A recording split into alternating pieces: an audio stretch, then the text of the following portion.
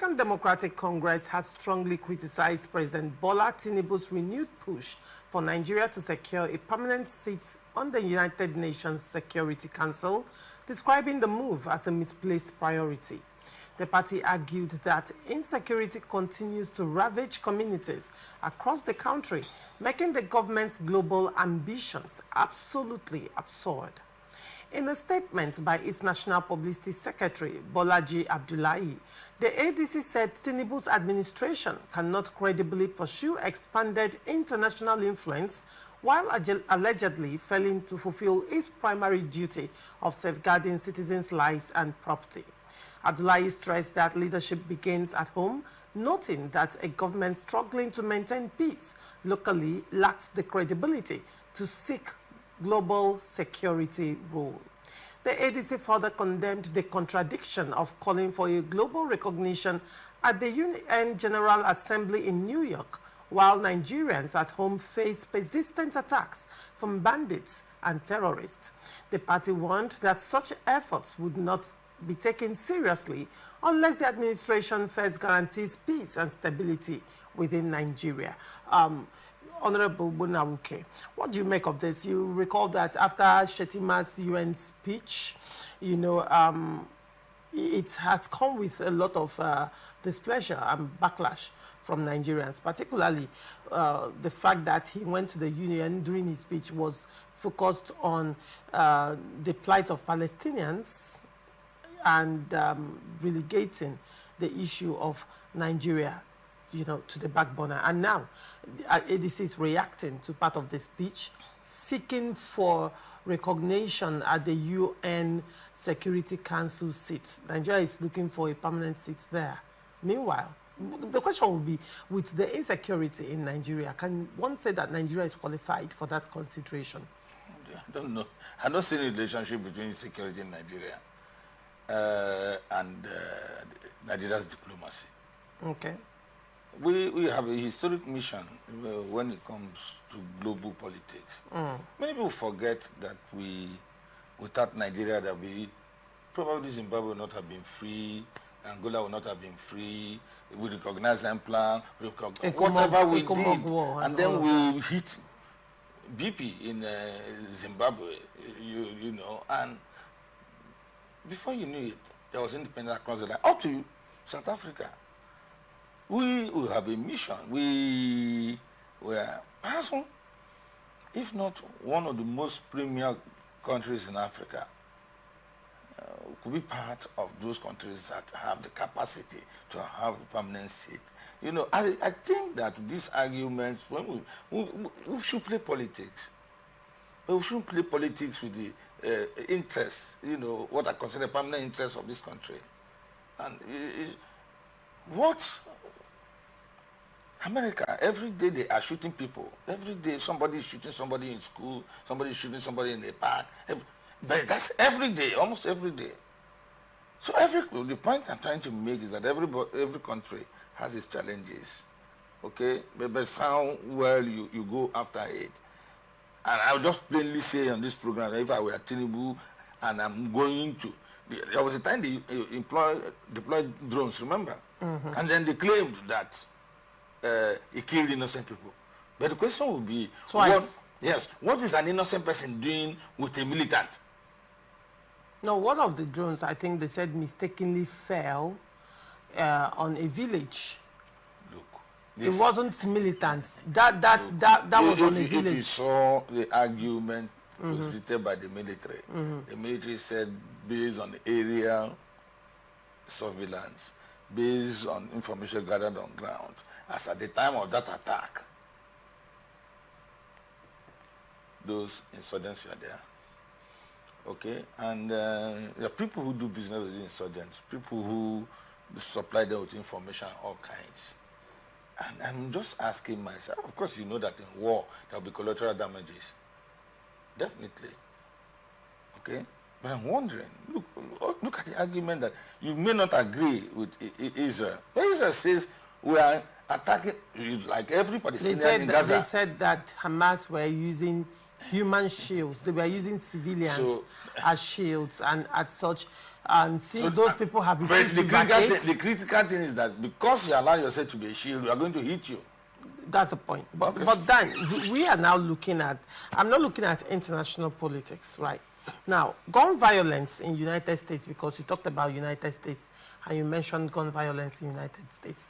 Gun violence in United States, to a large extent, has not in any way crippled the economy of any state. No. In the U.S., has it? What it has not achieved is to cripple any economy. But in Nigeria... What it has managed to create is some feeling of insecurity in the minds of men. That you are walking the street and maybe somebody will just unleash a weapon and you're down and you're gone. You know, because that's why I'm saying that every society has its kind of problems. It's unfortunate that in our own, you know, there have been attempts to make it look like it's a religious thing, and attempts sometimes to make it look like something that's got to do with those solid minerals that are found in the north. You know, there are all kinds of angles. Now, but if we are talking about, because look, it would have been strange if Nigeria got to United Nations in the face of what is happening in Gaza, to international law, to right of humans to life, and Nigeria could have kept quiet because, in the opinion of some people, that wasn't a Nigerian problem. Then those who say that do not understand the relationship, that local issues, what is international politics? They are based on local issues projected into international space. So you set the agenda, and those countries, and you see that because there was a common agenda set, when it was time for Netanyahu to speak, quite a great number of delegates in the UN hall walked away. And what does that change? If I had to look at the international politics, one would expect that United Nations, that meeting to a large extent would have been... What does it change? A sense of morality has been introduced into that conflict. No sense of... condemnation of that... What has happened to a large extent for people like me who are viewing it? It's not about sense of morality, because, I mean, if one should look at the position United Nations has taken selectively on wars, on international space, I mean, a lot is left to be... I mean, to a large extent, I am yet to hear United Nations take any serious position with regards to Ukraine and Russia. If you need to talk about... You see, this is the point. No, these are the points. Look, if you need to talk about what goes on in the UN, you're going to talk about it based also on its structures. The fact that the veto of one of those 5 permanent members makes everything you discuss useless. Now, we are still talking about the hypocrisy of the United Nations. I mean, Ukraine is there. Yes. And United Nations has not taken the same position with Putin that they took with Israel and Netanyahu. Because where this conversation is right now, is whether NATO should, and that's Western Europe, should come behind Ukraine in this encounter. Okay? Now, and they have the leader of NATO, unfortunately, Trump, and the United States, that's very ambivalent. You cannot even, because you can see the Europeans are trying to own the process because Ukraine is an European state. Now, and they're trying to put pressure, and you can see where that pressure has come, you know, in order to also stimulate understanding for the European posture in Eastern Europe. Then, what they did, all of them did in recognizing Palestine, sends a clear message. It sends a clear message. And it's a rub my back and rub your back thing. I do not see the rub your back and rub my back thing that's going on right now. That's how it starts. No, but because at the end of the day, yes, at the end of the day, I am looking at 2 nations at war, 2 nations that are at a disadvantage with stronger nations. Now, you're talking of Palestine, and you're talking of Israel, you're talking of Ukraine, and you're talking of and Russia. And at the end of the day, in the case of Ukraine, United Nations largely has not taken any stand. Largely. No, and then when it comes to Palestine, Netanyahu stands up to speak and everybody's walking away. Now the question is, having worked out, has it to any extent brought reconciliation? Has it brought any form of dialogue? All right. I'm sure you are aware that Trump is going to have a meeting with Netanyahu sooner than later. Now, that on that table, on the front burner, is the issue of ending that crisis in Gaza. Because what you are seeing is that Israel is becoming increasingly isolated. Israel is a rebel nation, you know, and that perception... And the U.S. does not want to go to war. Well, you see, because these things are creating alignments. You see, China met the other day with Russia. You know, you remember all kinds of meetings you are seeing, new power blocks emerging, and everyone's beginning to think that. And it's putting U.S. at disadvantage because of Trump's isolationist tendency. Trump just look at NATO, something the North Atlantic Treaty Organization, which is something that has served Europe and America well. And he says they are going to pay for their defense. So So how would America service the support that they're getting from Europe? Well, but then we'll still get back to that so that we don't completely deviate from, while I'm enjoying this conversation, I still look at the position that Nigeria took in during the UN speech and ADC's reaction to it. Now, you said that Nigeria, the international politics is very different from local politics. Very. And you're saying that Nigeria hasn't been instrumental, you know, to a lot of peace and, will I call it delivery from apartheid in certain nations of Africa. We can't sit down there and have South Africa take it. Now, to a large extent, one is saying that Nigeria should push to have that permanent seat in the UN Security. And they're asking for, Africa is asking for 2 now. In the UN Security Council. Now, while Africa is asking, well, Nigerians, to a large extent, I can understand the position of the ADC and practically a lot of Nigerians.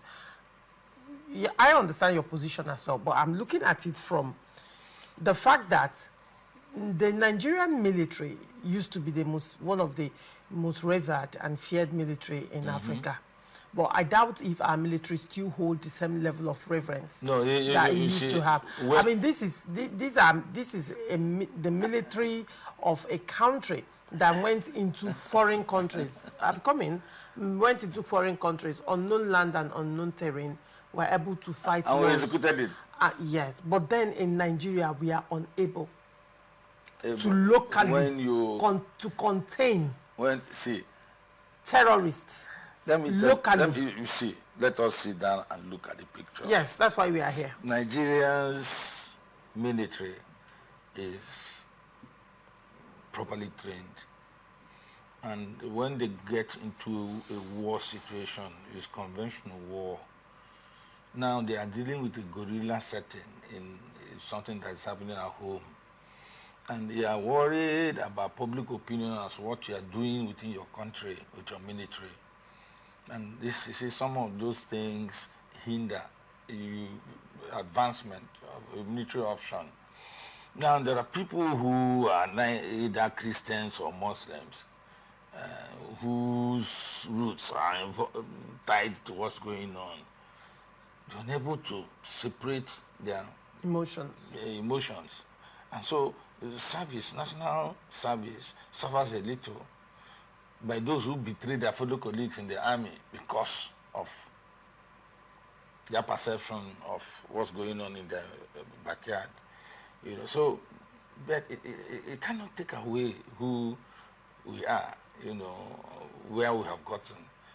Remember that when Nigeria went to Liberia, in other countries, we let that put together that peace move. That's part of our diplomacy, you know. Africa is a centerpiece of our foreign policy. Whether that means driving our economic interests, driving our political interests, the game orientation will always be the same. There will be some dominance of the Nigerian factor when it comes to the way the world perceives Africa. And how is the world perceiving Nigeria right now? I think that in terms of security and insecurity. Look, if we are appealing to countries for understanding who want to buy weapons that are not available to us, and they are availing us with weapons. It means there is an understanding of the circumstances you are feeling. Nobody is saying that, oh, you are buying this weapon so you can kill your people. You understand? So that's what I'm talking about, perception. Okay? Now, it will be in the interest of global peace if Nigeria were to be safe. It will be in the interest of global stability if we are not to do anything that will throw a new set of refugees out of Nigeria with the kind of population that we have. What will they run to? Where are they going? Now, everybody is fighting migration. Is Nigeria fighting migration? No, get what the point I'm making I is, get the remember point you're when you are making talking as well. about Japan, all those migration. No, why I'm bringing up Yes. this conversation is that we cannot take away insecurity from migration in the country, because a lot of these people, a lot of the attacks that have happened in the north, there have been conversations that these people are not core Nigerians. So now, does migration has a role to play? No, Yes, no, our borders porous. No, our borders are porous. So, now. Yeah, deliberately porous. Deliberately. Porous. Who manned these borders? Borders are manned by our security agents, which would certainly include immigration, customs, and everyone. You know, but the point is this. Because I hinted at it at the start of this program. There are people who are entering Nigeria to come help some people dominate others. Now, so it pays them. Look, as ECOWAS chairman, Tinubu said, gentlemen, we're going to close the borders to Niger. The argument was that Nigeria could not support the idea of military rule among ECOWAS countries, among its neighbors, because it has ripple effects. And some people, rather than pay loyalty to Nigeria, say those across the border were their brothers. Between me and you, we have not, do you have a relationship elsewhere in, I don't know where the Igbos can have a relationship somewhere. We are the only Nigerians, we and the Yorubas. This one's an, anyway, sorry, we're on a program. Yes, we are on the program, actually. We are on the program. But then when you look at this now, you're now talking of trans-African influence, you understand, and how it's playing out in terms of insecurity in Nigeria. Now, Nigerians are saying that you went to the United Nations. One would say that you seized that opportunity to talk about the situation in Nigeria and probably a call for help.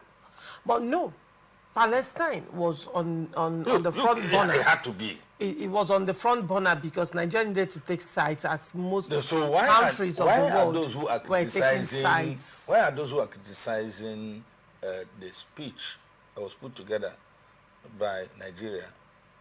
Of course, you know that they talked about the potentials of this country. They talked about what we are doing at home. And insecurity, honestly, solving that problem ought to be ours. You know, and the only thing that we are, I think there's some confusion. You wake up today, you say kinetic approach. The next day, say me to make up your mind. Me, I will drive those, I just hit them. That's the truth. Because if you are told that don't be operating with rebels, because now when you define it, if we had a war, that this is where the rebels are, this is where Nigerian soldiers are, Nigerian soldiers will drive them out. So this same... But now they are now using communities as shields. As shields. So it becomes difficult to fish them out. Without collateral damage. And there is a lot of propaganda that's going on at the community level. Remember a new group that emerged that is not terrorizing Sokoto, most of the south, northwest. Lakurara or something like that. They came, they come with some kind of propaganda. They are fighting this and fighting that. They just entrench themselves and they become a problem to you. You know, so I believe that whereas we should play the politics if we want to, we shouldn't play politics with a foreign interests. Okay. No, that won't be right. So for you, international politics should be clearly different. Because they should tell us what they would do differently if they were to be given power now. What would be the orientation at the national level and the international level? You know, because this criticism for criticism's sake, I don't know whether I can come and say pro-Tinubu or anti-Tinubu. I don't even know what I want to describe myself at this time. But the thing is, the issue of the restructuring of the United Nations is on.